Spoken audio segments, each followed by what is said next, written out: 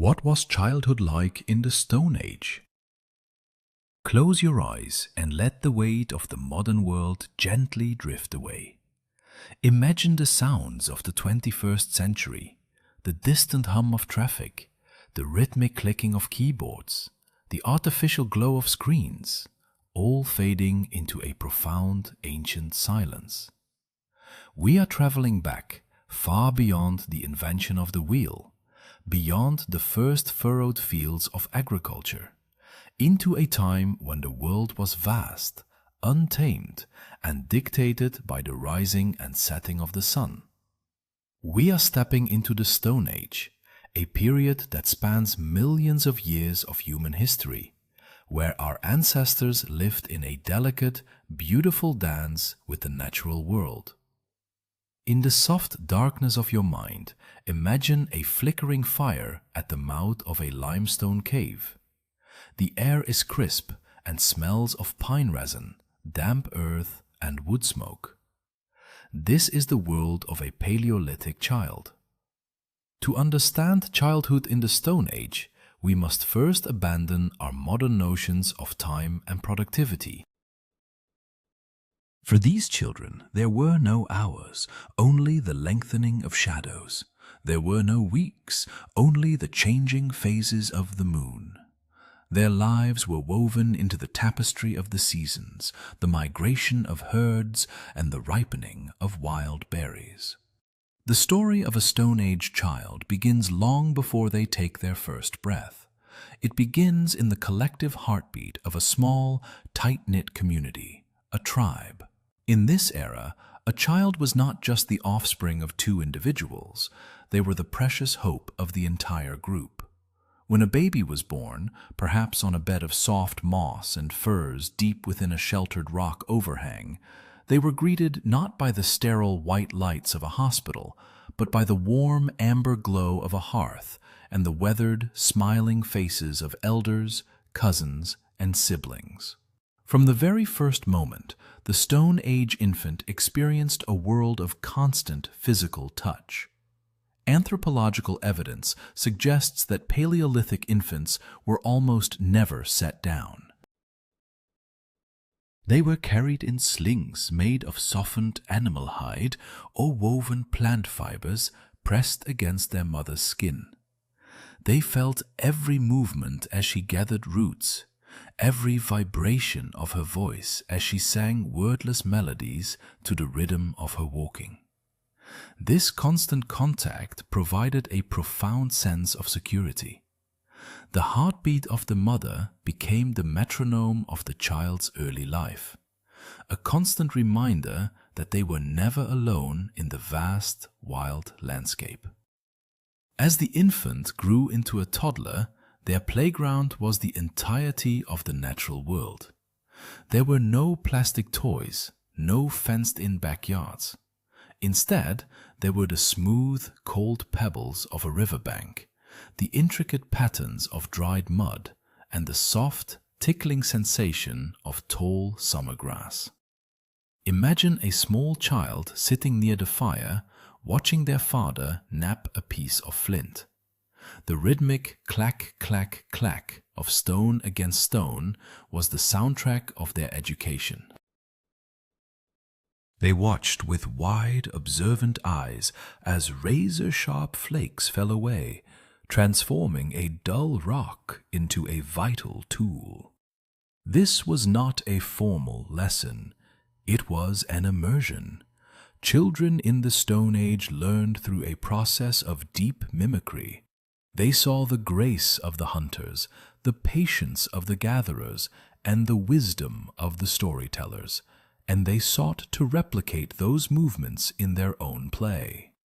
A toddler might pick up a discarded flake of stone and try to scrape a piece of leather, or they might gather dry twigs to build a miniature hearth, mirroring the life-sustaining fire that stood at the center of their world. The social structure surrounding a child was fluid and communal. In a world where survival was a shared endeavor, the concept of mine and thine was far less rigid than it is today. Food was shared, warmth was shared, and the responsibility of watching over the young fell upon every member of the tribe.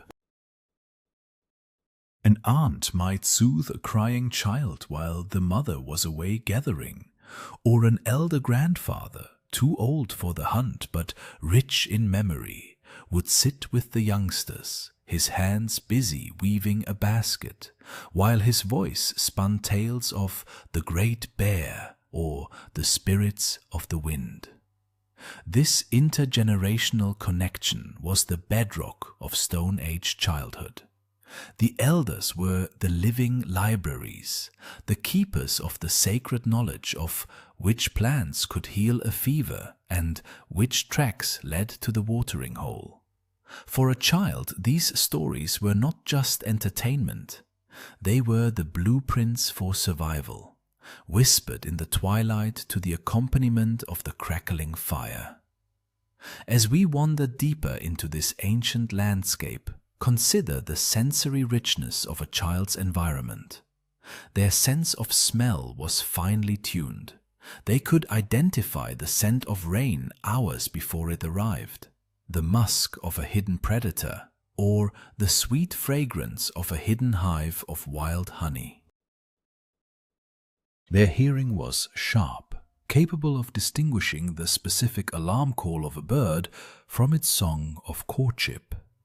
This wasn't a life of constant fear, as it is often portrayed, but a life of intense awareness. The Stone Age child was a master of their surroundings, intimately acquainted with the texture of every leaf and the behavior of every insect. They were not separate from nature, they were a conscious part of it. When they looked up at the night sky, they didn't see cold, distant stars. They saw a map of ancestors and myths, a glittering ceiling that protected their world. In these early years, play and work were indistinguishable. A group of children might spend an afternoon tracking a beetle through the dust, not knowing that they were honing the very skills they would one day use to track a bison. They might compete to see who could throw a stick the furthest, unaware that they were training their muscles for the spear. Their games were rehearsals for life. We find evidence of this in the archaeological record. Tiny, crudely made clay figurines, miniature stone tools that fit perfectly into a small hand, and the famous handprints in caves like Gagas or Peshmerl. Some of these handprints belong to children, some even to infants held up by their parents to press their palms against the cool, damp stone. These prints are a hauntingly beautiful bridge across time. They say, "I am here, I belong, I am part of this story." They remind us that the impulse to create, to leave a mark, and to connect with something larger than oneself is a fundamental part of being a human child, whether 10,000 years ago or today. The transition from infancy to a more active childhood brought new responsibilities, though they were integrated gently. A child of 6 or 7 might be tasked with fetching water in a skin bag or helping to gather tinder for the evening fire. They became experts at identifying the useful world.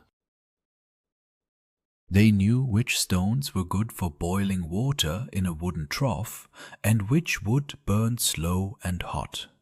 They learned the secret language of the forest, the way a broken twig might indicate the passage of a deer, or how the position of the sun told them exactly how much time they had to get back to the shelter before the predators of the night began their prowl. There was a profound sense of competence in these children. By an age when a modern child is learning to tie their shoes, a Stone Age child understood the ecology of their home with a depth that would baffle a modern biologist. Life, of course, was governed by the elements.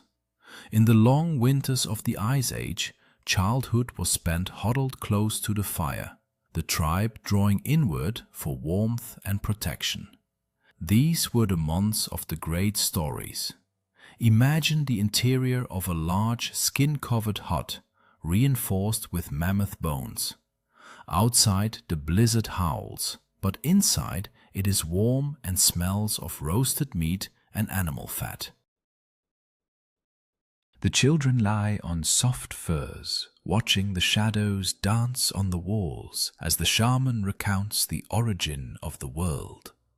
They learn that they are descendants of the earth herself, and that every animal they hunt is a brother whose spirit must be respected. This spiritual education was as vital as the physical one. It taught the child their place in the cosmic order, instilling a sense of reverence and reciprocity. They learned that you never take more than you need, and you always give thanks for what you receive. In the spring, the world opened up again.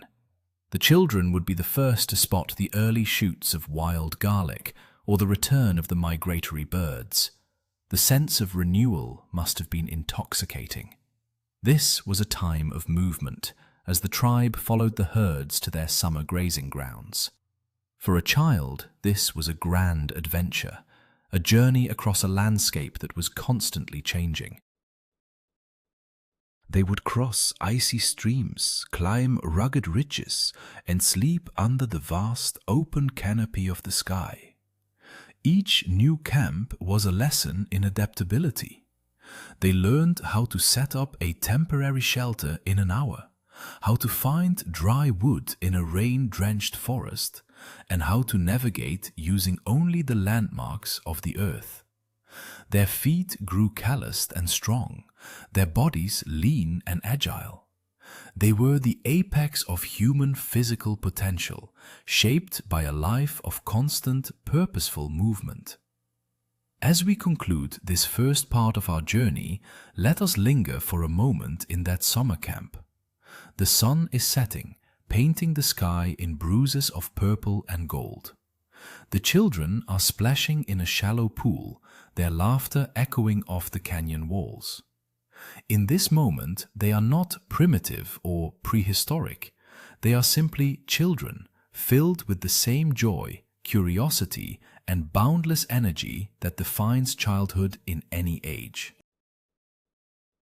They are the keepers of a flame that has burned for millennia, a flame of resilience, community, and an unbreakable bond with the earth. The passage of time in the Stone Age was not measured by numbers on a calendar or the ticking hands of a clock. For a child growing up in this ancient world, age was not defined by a specific birthday, but by the physical and mental milestones they reached. There was no concept of being 7 or 12.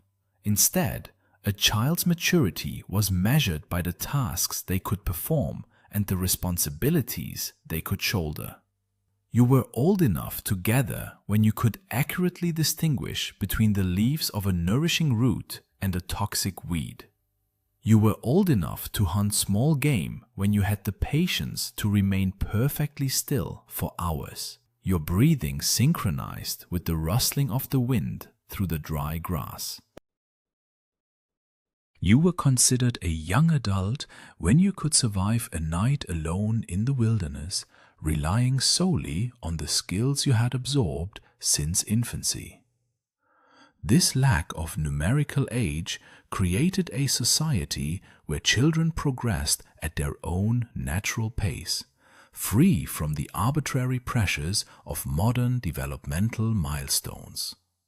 Their growth was organic, dictated by their individual strengths and the immediate needs of their tribe. As the child grew stronger and more capable, their role in the daily survival of the group became increasingly vital. It is a common misconception that the Stone Age diet consisted entirely of meat hunted by men. In reality, the vast majority of the calories consumed by a Paleolithic tribe were gathered by women, elders, and children. Gathering was not a menial task. It was an incredibly complex and demanding science. A child walking alongside their mother or aunt was undergoing a rigorous botanical education. They learned to read the landscape like a map of sustenance. Imagine walking through a sun-dappled forest, the ground spongy with fallen leaves. The child is taught to look for the subtle signs of life hidden beneath the surface, the slight bulge in the earth that betrays a starchy tuber, the specific shade of green that marks a patch of edible wild greens, or the hollowed-out tree trunk where bees might have built a hive. They carried small baskets woven from river reeds or bags made from animal stomachs, their tiny fingers expertly plucking ripe berries without crushing them. They learned that the earth provided, but only to those who knew how to ask and where to look. This daily practice of foraging deeply embedded the child in their local ecosystem. They knew exactly when the hazel trees would drop their nuts, when the wild garlic would be at its most pungent, and when the salmon would begin their grueling journey upstream. They were bound to the rhythm of the seasons, their diet shifting dramatically as the world around them bloomed, withered, and froze. This constant engagement with the natural world fostered a profound sense of gratitude. Food was not something that simply appeared. It was a gift from the earth, earned through knowledge, patience, and physical effort. The tools of a child's daily life were intimately connected to their own bodies. When a child was deemed ready, they might be gifted their first personal tool, perhaps a small, beautifully crafted flint knife or a bone needle. These items were not manufactured on an assembly line. They were made by hand, often by a loved one, and imbued with personal meaning. A bone needle, carved from the rib of a deer, was smoothed and polished until it gleamed like ivory. A child would use this needle to practice sewing pieces of rabbit skin together, learning the tight, precise stitches necessary to create waterproof clothing. The flint knife, sharp enough to shave the hair from an arm, became an extension of the child's hand. They used it to whittle digging sticks, to cut strips of dried meat, or to shape pieces of wood for the fire. The tactile relationship between the child and their tools was profound. They knew the weight, the balance, and the texture of every item they carried. In a world with few possessions, the things a child owned were deeply cherished, cared for, and repaired rather than replaced. As children approached the threshold of adolescence, the nature of their education began to shift, becoming more specialized and physically demanding. For those who showed an aptitude for the hunt, the games of childhood slowly transitioned into serious practice. They learned the art of silent movement, practicing how to place their bare feet on the forest floor without snapping a single twig. They spent hours studying the tracks of animals, learning to decipher the stories written in the mud and snow. A deep impression meant the animal was running. A shallow, dragging print meant it was injured or exhausted.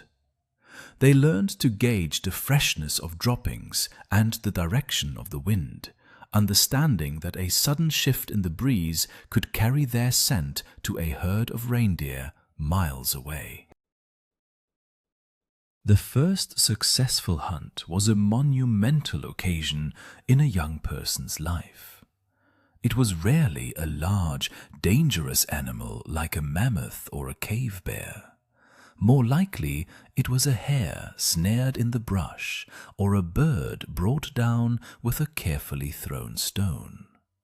Yet the significance of this act cannot be overstated.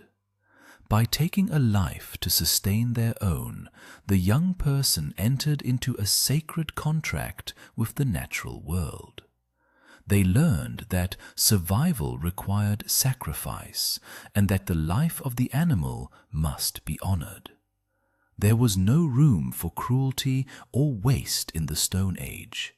Every part of the animal was used, the meat for nourishment, the hide for clothing and shelter, the bones for tools and needles, the sinews for bowstrings and thread. The young hunter was taught to offer a silent prayer of thanks to the spirit of the animal, acknowledging the interconnectedness of all living things. This spiritual framework ensured that hunting was never viewed as a sport, but as a solemn and necessary act of survival. Alongside the practical skills of gathering and hunting, childhood in the Stone Age was also a time of rich artistic and cultural expression. The human desire to create, to adorn, and to communicate abstract ideas is as ancient as our species itself. Children were active participants in this creative life. Imagine a quiet afternoon by the riverbank. A group of children sits in the warm sun, sifting through the pebbles. They are looking for shells, small, smooth stones, or the teeth of fallen animals. Using delicate, pointed stone drills, they painstakingly bore tiny holes through these objects, stringing them onto thin strips of leather to create necklaces and bracelets. These items of adornment were not merely decorative, they were powerful symbols of identity and belonging. A necklace of pierced shells might indicate a child's lineage, their connection to a distant coastal tribe, or their specific role within the group. When a child wore a pendant carved from the tooth of a wolf, they were not just wearing jewelry, they were carrying the spirit and strength of that animal with them. Through art and adornment, children learned the visual language of their culture, expressing their individuality while simultaneously reinforcing their ties to the community. The emotional landscape of a Stone Age child was complex and profound. Life was undeniably fragile. Injury, illness, and the harsh realities of the environment were ever-present companions. A minor cut could lead to a life-threatening infection. A sudden winter storm could trap a hunting party for days.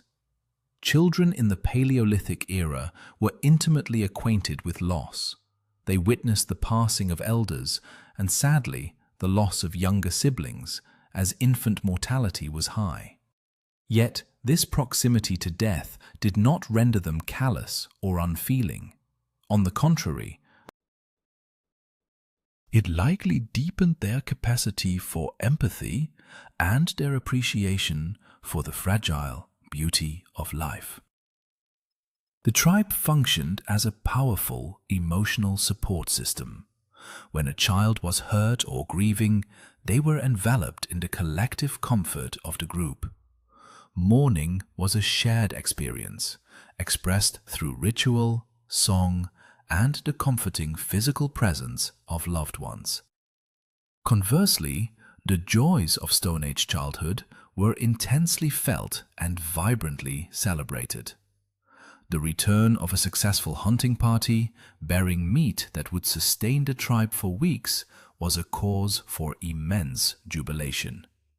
The air would be filled with the smell of roasting fat, the sound of rhythmic drumming, and the joyous voices of children singing and dancing around the roaring fire. These feasts were moments of profound abundance and security, burning themselves into the memory of the young. The simple pleasures of life, the warmth of the sun after a long winter, the taste of wild honey dripping from a honeycomb, the shared laughter of a game played in the twilight, were experienced with a raw, unfiltered intensity. Without the distractions of modern technology, a Stone Age child was fully present in their body and their environment, experiencing the world with a vividness that is difficult for us to fully comprehend today. As autumn approached, the rhythm of life accelerated.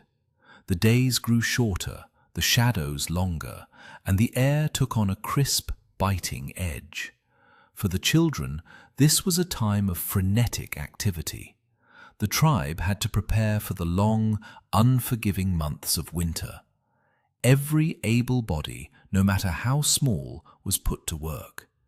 Children helped gather massive quantities of firewood, stacking it carefully inside the deep recesses of the cave or the heavy skin tents. They assisted in the preservation of food, smoking strips of meat over low, smouldering fires, or burying caches of nuts and roots in the frozen earth. They helped their mothers chew animal hides, a labor-intensive process that softened the leather, making it pliable enough to be sewn into heavy winter coats and sleeping bags. This period of preparation was a vital lesson in foresight and delayed gratification. A child learned that the hard work of today was the only guarantee of survival tomorrow. They understood that the comfort of the coming winter depended entirely on their diligence in the autumn. As they worked alongside the adults, their hands stained with berry juice and smelling of wood smoke, they felt a deep sense of purpose. They were not mere dependents, they were essential cogs in the wheel of the tribe's survival. This profound sense of belonging, of knowing exactly where they fit into the intricate web of their community and their environment, was perhaps the defining characteristic of a Stone Age childhood. When the first heavy snows finally fell, blanketing the world in a pristine, silent white, the tribe retreated into their winter shelters. The expansive, roaming life of the summer was replaced by a cozy, confined intimacy. The fire became the absolute center of existence, a beacon of heat and light pushing back the encroaching darkness. For the children, the winter months were a time of deep rest and intense social bonding. They spent their days huddled under thick furs, listening to the howling of the wind outside. This was the season of the artisans. While the blizzards raged, the adults would spend hours meticulously crafting new tools, carving intricate patterns into bone handles or weaving sturdy baskets. The children watched, their eyes wide in the flickering firelight, absorbing the techniques and the patience required to create these essential objects. And as the night deepened, the storytelling would begin again. The elders, their faces lined with the maps of countless winters, would weave tales of ancient heroes, of animal spirits, and of the creation of the stars. The children would drift off to sleep, their minds filled with the magic and mystery of a world that was both intimately familiar and boundlessly vast, safe in the knowledge that they were surrounded by the people who loved them, warmed by the fire that sustained them, and held within the deep, enduring embrace of the earth. In the heart of this deep winter embrace, the cave or the hide tent was a universe unto itself. The howling winds outside served only to emphasize the profound safety of the interior. For a Stone Age child, the boundaries of reality during these long months were defined by the reach of the firelight. Beyond that golden, flickering radius lay the absolute dark, a realm belonging to the spirits of the cold and the prowling beasts of the ice. But inside, life was a continuous, rhythmic hum of close-knit human existence. The air was thick with the scent of wood smoke, tanned leather, and the rich, heavy smell of rendered animal fat. which was used not only for cooking, but also as a protective balm rubbed into the skin to ward off the biting chill. The acoustic environment of this winter sanctuary was entirely unique. Every sound was magnified and intimately shared. A child falling asleep would hear the rhythmic, hypnotic scraping of a flint tool against bone, the soft, low murmurs of adults discussing the remaining food stores, and the gentle, irregular crackle of the hearth. These sounds were the lullabies of the Paleolithic. In this confined space, the spoken word took on a magical quality. Language was not merely a tool for exchanging information, it was the very fabric that bound the tribe together. Children absorbed the complexities of their mother tongue not through formal instruction, but through the endless stream of stories, songs, and debates that filled the winter air. They learned the specific words for a dozen different types of snow, the nuanced terms for various animal tracks, and the sacred names of the ancestral spirits. During these dark months, the inner world of the child flourished. Without the constant physical demands of the summer migration, their minds turned toward the abstract and the spiritual. In the animistic worldview of the Stone Age, there was no separation between the physical and the spiritual realms. Everything was alive. Every tree, every stone, every gust of wind possessed a spirit, an essence that had to be respected and understood. When a child watched the sparks rise from the fire and vanish into the smoke hole at the top of the tent, they were not just seeing burning embers. They were watching tiny, radiant spirits ascending to join the stars. Dreams, too, held a profound significance. A dream was not considered a random firing of neurons, but a genuine journey of the soul. If a child dreamed of a great white wolf leading them through a snowy forest, the elders would listen intently the next morning, deciphering the dream as a message from the animal spirits, perhaps a sign of a future hunter's affinity or a warning of an approaching storm. This deep connection to the unseen world provided children with a profound sense of meaning. They did not feel like isolated individuals wandering through a meaningless universe. They were vital threads in a vast, interconnected web of life and spirit. The mythology of the tribe was their compass. Through the winter storytelling, they learned the epic tales of how the rivers were carved by giant serpents, how the first fire was stolen from the sun, and why the bear sleeps through the cold months. These stories were not fairy tales. They were the absolute truth, the foundational knowledge that explained the mysteries of existence and dictated the moral codes of the community. A child learned that greed was punished by the spirits, that bravery was rewarded by the ancestors, and that the ultimate virtue was sharing with the group. However, the winter was also a time of heightened vulnerability. Sickness, when it struck, was a terrifying presence. A sudden fever, a deep, rattling cough, or an infected wound could quickly turn fatal in a world without modern medicine. When a child fell ill, the entire tribe felt the anxiety. Healing in the Stone Age was both a physical and a spiritual endeavor. The tribe's healer, often an elder woman or a shaman who possessed a deep knowledge of botany and the spirit world, would be called upon.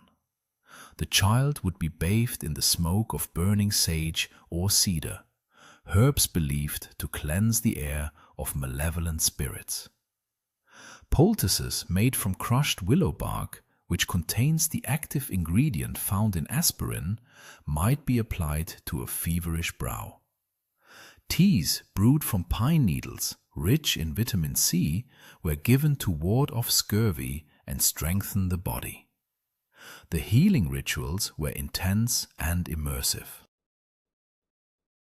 The shaman might chant rhythmically for hours, accompanied by the low, steady beat of a hide drum, slipping into a trance to journey into the spirit world and retrieve the child's wandering soul, or to negotiate with the spirits of illness.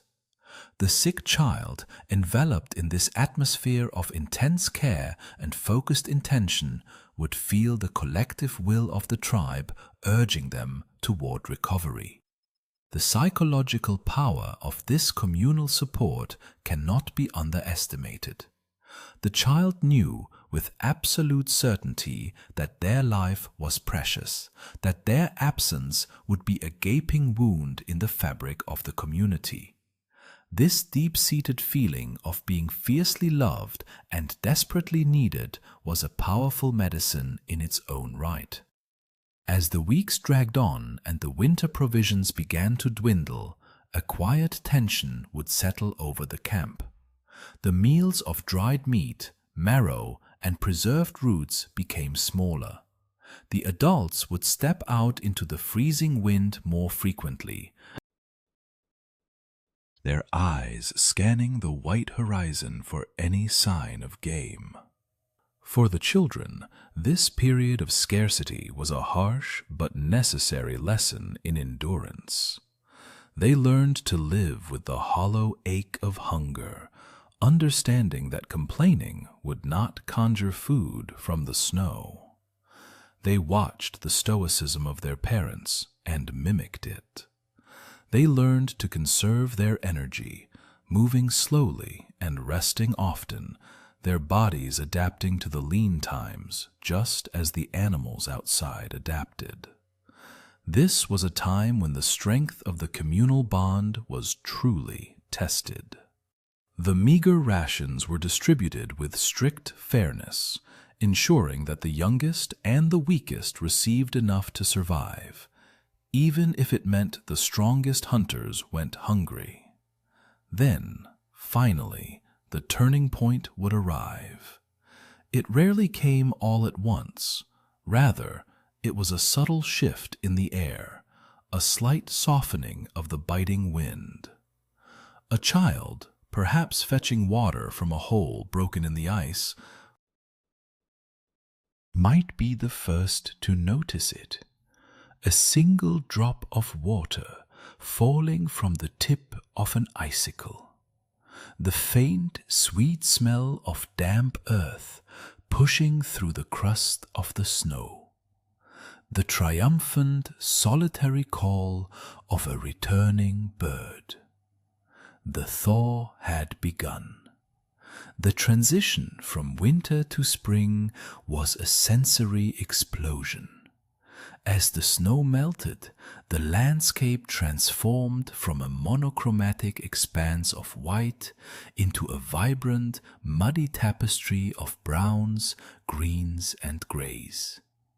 The rivers swelled with meltwater, roaring with a ferocity that had been silenced for months. For the children, the physical release was euphoric. They burst from the confines of the winter shelters, their pale legs running through the slush, their lungs filling with the intoxicating scent of rebirth. The world was suddenly awake, and they were awake with it. This was the time to break camp. The heavy winter skins were rolled up, the sturdy bone frameworks dismantled. The tribe, leaner and hardened by the winter, prepared to move. They had to follow the great herds of reindeer, bison, or wild horses as they migrated toward the fresh, green pastures of the north or the higher elevations. The migration was a monumental undertaking, a journey of hundreds of miles across untamed terrain. Even the youngest children who could walk were expected to carry their own small burdens. Perhaps a lightly packed woven basket containing their own fur sleeping mat, or a few precious dried roots. Stepping out onto the vast open plains, a child was confronted with the sheer scale of the world. The horizon stretched endlessly in every direction, an ocean of waving grass beneath a massive, arching sky. They walked for days, their pace dictated by the slow, steady rhythm of the elders and the toddlers. Along the way, the landscape was a constant classroom. They learned to identify the newly sprouting spring greens, eagerly consuming the bitter shoots that provided vital nutrients after the long winter fast. They watched the hunters bring down the first fresh game of the season, a moment of profound relief and celebration, the taste of fresh, roasted meat revitalizing the entire group. As the weather warmed, the migration routes would inevitably intersect with those of other tribes. These summer gatherings were the social highlights of the Stone Age year. Imagine the excitement of a child seeing smoke rising from a distant valley, knowing that it meant strangers but not enemies. These were distant cousins, allies, people who shared the same language or a related dialect. When the tribes converged, the camps swelled into sprawling, temporary villages.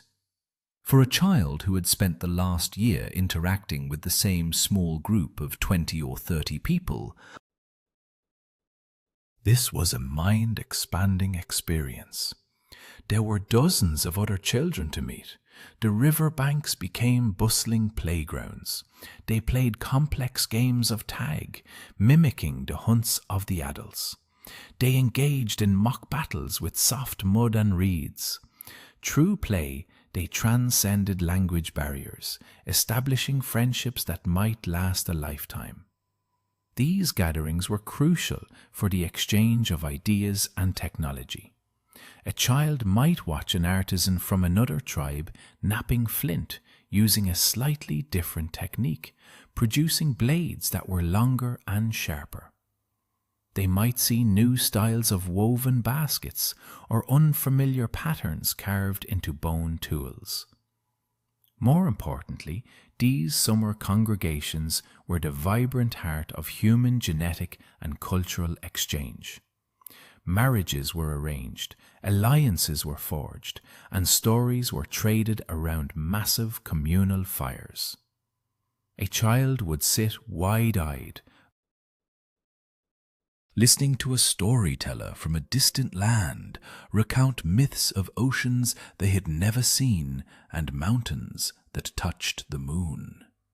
They absorbed the vastness of the human family, understanding that while their tribe was their center, they were part of a much larger, sprawling network of people who walked the earth. As the days grew long and hot, filled with the abundance of summer berries, the thundering presence of the grazing herds, and the joyous chaos of the gathered tribes, the Paleolithic child lived at the absolute zenith of human vitality. They were strong, they were deeply connected, and they were profoundly alive in a world that was entirely their own.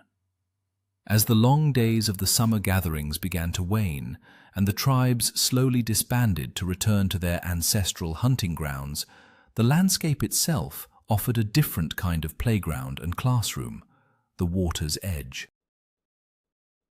Whether it was the pebbled shore of a sprawling inland freshwater lake, the muddy banks of a slow-moving river, or the dramatic tide-swept coasts of the ancient oceans, water was a mesmerizing magnet for the Stone Age child. Imagine a shimmering afternoon where the sun beats down on a coastal encampment. The air is thick with the smell of salt, drying kelp, and roasting fish. For the children here, the tide pools were entire universes waiting to be discovered. They would spend countless hours crouched over the shallow, sun-warmed pools left behind by the retreating ocean. Their sharp eyes, trained to spot the subtle camouflage of a grouse in the brush, were equally adept at finding the translucent bodies of tiny shrimp, the slow-moving forms of sea snails, and the sudden, darting shadows of trapped silver fish. They learned the rhythmic breathing cycle of the tides, understanding instinctively that the moon pulling on the water dictated their schedule. When the tide was out, the beach became a vast banquet table. Children worked alongside the adults, their toes sinking into the wet, cold sand as they dug for clams and oysters using specially carved bone scoops or flat stones. They learned how to gently pry limpets from the rocks without shattering the delicate shells, adding to the communal baskets that would feed the tribe that evening. Water also provided a profound source of physical joy and development. Stone Age children living near water were almost certainly strong, confident swimmers. Without the fear instilled by modern anxieties, they learned to navigate the currents and the waves from a very young age. They would plunge into the cool, clear rivers to escape the biting insects of the late summer woods, their laughter echoing across the water. They played games of aquatic tag, holding their breath and diving deep to grab a white pebble of the riverbed, bursting through the surface with gasps of triumph. This constant interaction with water built incredible lung capacity and stamina, further hardening their bodies against the rigors of the natural world.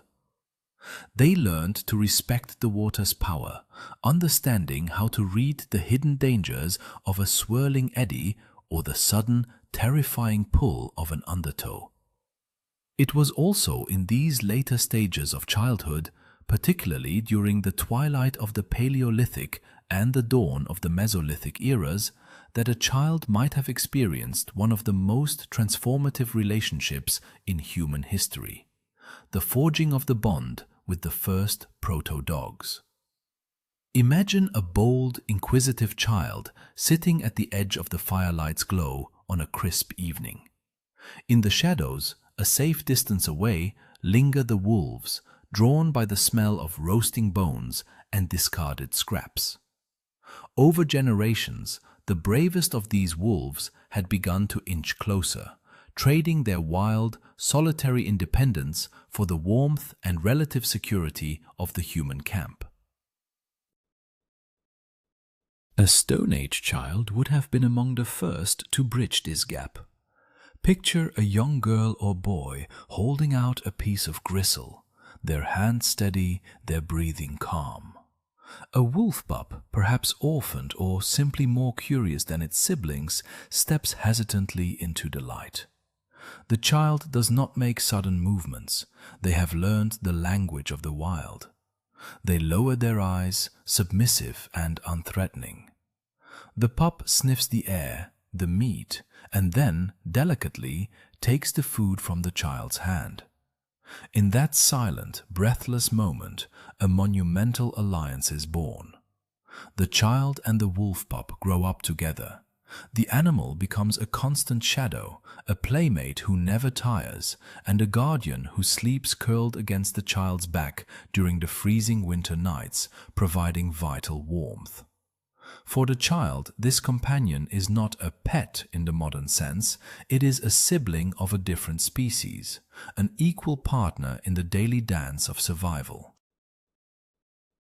They learn to hunt together, the child reading the dog's raised hackles and twitching ears as a warning of approaching danger, the dog relying on the child's spear and intellect. Within the tribe, the social dynamic among the children themselves was fascinatingly complex and remarkably egalitarian. Because survival depended absolutely on cooperation, there was little room for the kind of bullying or rigid hierarchies that often plague modern childhoods. Disputes over a particularly beautiful shell or a favored sleeping spot near the fire certainly occurred, but they were largely settled by the children themselves. The adults rarely intervened in minor squabbles, allowing the young ones to develop their own systems of justice and conflict resolution. If a child acted selfishly, refusing to share a handful of sweet berries they had found, they would not be scolded by a parent. Instead, they would face the swift and highly effective social ostracization of their peers. The other children would simply refuse to play with them. In a world where isolation was synonymous with death, this temporary shunning was a powerful deterrent. The selfish child would quickly learn that sharing and social harmony were far more valuable than a fleeting moment of personal gain. This emphasis on group cohesion did not erase individuality, however. Each child was recognized for their unique talents and affinities. A child who demonstrated a supernatural patience and a steady hand might be gently guided toward the master flint knappers, spending their days surrounded by the sharp, ringing strikes of stone. Another child, who seemed to possess an innate understanding of the moods of the animals and the language of the birds, might be taken under the wing of the shaman, beginning the long, arduous path of spiritual apprenticeship. Education was tailored to the individual, recognizing that the tribe needed a diverse array of skills to thrive. There were no standardized tests, no rigid curricula. A child's success was measured simply by their contribution to the well-being of the whole. Physically, the Stone Age child was a marvel of human evolution. Their bodies were sculpted by a lifestyle of constant movement and a diet free from the refined sugars and processed grains that characterize modern nutrition. Their teeth, though heavily worn down from chewing tough, fibrous roots and grit-dusted meat, were remarkably straight and largely free of decay. Their immune systems were incredibly robust. From the moment they were born, they were exposed to a vast array of microbes in the soil, the water, and the animals they interacted with. This constant, low-level exposure acted as a natural, continuous vaccination, training their immune systems to recognize and fight off pathogens.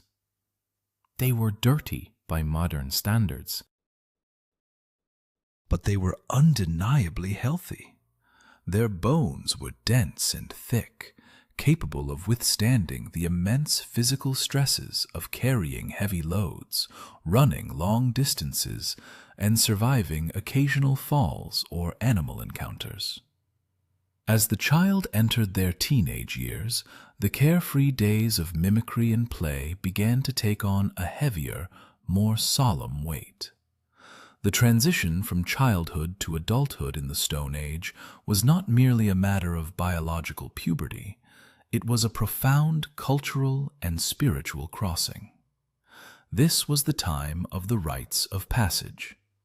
These rituals varied wildly from tribe to tribe, but they all shared a common purpose: to strip away the dependence of childhood and forge a resilient, self-reliant adult capable of carrying the burden of the tribe's survival. Imagine a young person standing on the precipice of this transition. They are taken away from the comforting noise and warmth of the camp by the elders. They might be led deep into a dark, uncharted section of a cave, where the only light is the sputtering flame of a fat-burning lamp. Here, surrounded by the painted images of towering bison and sprinting horses, the elders impart the deepest, most sacred secrets of the tribe, the true names of the gods, the hidden locations of emergency water sources, and the complex genealogies that tie them to the ancestors. The physical component of the rite of passage was often grueling. A young boy or girl might be sent out into the wilderness entirely alone, armed with nothing but a single flint knife and the knowledge they had accumulated over their short lives. They were expected to survive for a predetermined number of days, perhaps a week, perhaps a full moon cycle. They had to build their own shelter, find their own water, and hunt or forage for their own food. The hunger they experienced during this time was intentional. It was believed to thin the veil between the physical world and the spirit realm. As their body weakened, their mind opened. Sitting alone in the vast echoing silence of a canyon or the dense whispering shadows of a primordial forest, the young person would wait for a vision. They would wait for an animal spirit to approach them in a dream or a waking trance, offering its guidance and its protection for the rest of their life. When the young person finally returned to the camp, they were forever changed. They stepped back into the firelight not as the child who had left, but as an adult, fully initiated into the mysteries and the crushing responsibilities of the tribe. Their return was met with joyous celebration, their status elevated. They might receive their first tattoos, ash rubbed into small, deliberate cuts on their skin to create permanent dark lines that told the story of their lineage or their specific spiritual affinity. They were no longer just a mouth to feed, they were a pillar upon which the community rested. Yet, even as adults, the echoes of their Stone Age childhood remained deeply ingrained in their bones and their minds. The intense, unfiltered connection to the natural world, the deep-seated reliance on the community, and the profound respect for the unseen forces of the earth were lessons that never faded.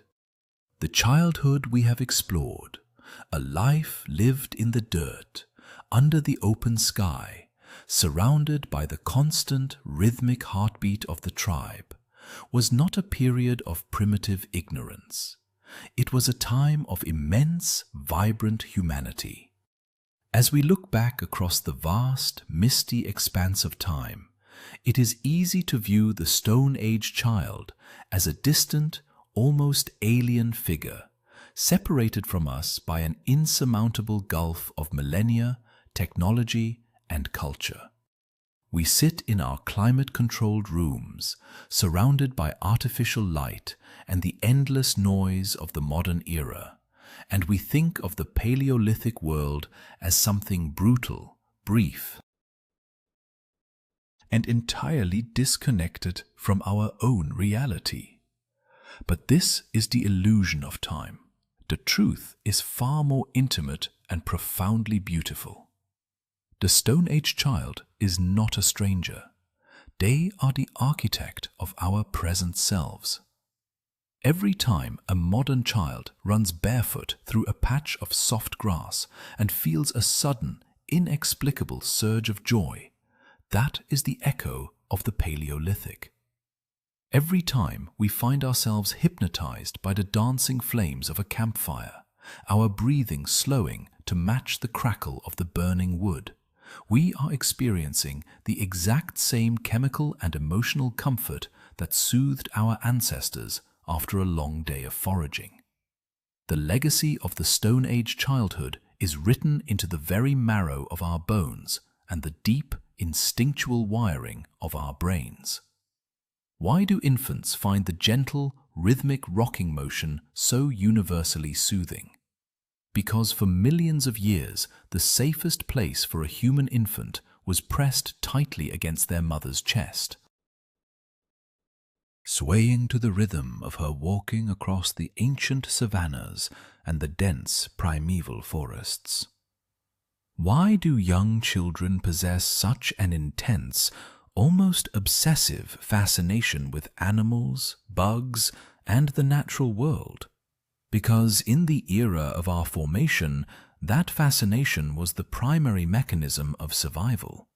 Their brains are still wired to be elite hunter-gatherers, desperate to catalogue the flora and fauna of their environment, waiting for an education in wilderness survival that, in the modern world, rarely comes. Even our deep-seated fear of the dark, that primal anxiety that makes a child reach for a nightlight or pull the heavy blankets up over their ears, is a remnant of a time when the setting sun brought genuine peril, and stepping outside the protective ring of the firelight meant stepping into the hunting grounds of cave lions and dire wolves. We carry their fears, but we also carry their immense, enduring strengths. Think of the resilience of the human spirit,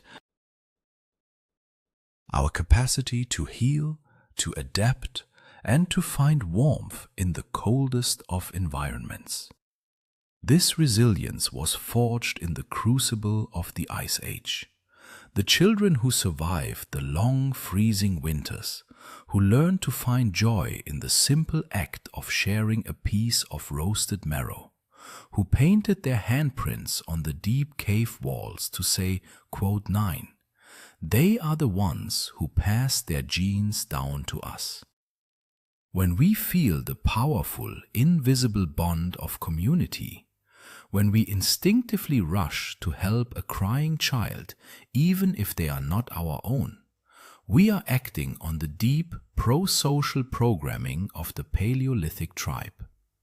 They understood that survival was never a solitary endeavor.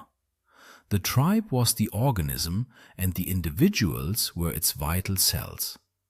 To be isolated was to perish, but to be together, to share food, to share warmth, to share the crushing burden of grief and the soaring heights of joy was to thrive against all odds. Let us return one last time to the prehistoric camp. The long day of foraging, playing, and learning has finally come to an end. The sun has dipped below the horizon, pulling the last bruised shades of purple and orange from the sky, leaving behind a canopy of absolute inky blackness. Above, the stars emerge not as faint pinpricks of light fighting against city glare, but as a blazing, overwhelming river of silver dust stretching from one end of the earth to the other. The Milky Way is a glowing highway in the dark, a celestial map guiding the spirits of the ancestors. The air has grown cold, carrying the sharp, clean scent of pine needles, damp earth, and the approaching midnight frost. Inside the shelter, perhaps a wide, curving tent made of heavy mammoth hides stitched together with sinew, or the deep, sheltering overhang of a limestone cliff, the tribe is settling down. The frantic energy of the day has dissolved into a heavy, peaceful lethargy. The fire, which roared and danced a few hours ago while the evening meal was cooked, has now burned down to a thick, pulsing bed of crimson embers. It casts a soft, warm, amber glow that barely reaches the curved walls of the shelter, creating a small, intensely private sphere of safety in the vastness of the wild world. Imagine the sounds of this ancient night. They are the most soothing sounds in the human repertoire. There is the slow, rhythmic breathing of 24 people sleeping in close proximity, a chorus of deep, steady inhalations and exhalations that acts as a natural lullaby. You can hear the soft rustle of fur blankets being pulled tighter against the chill.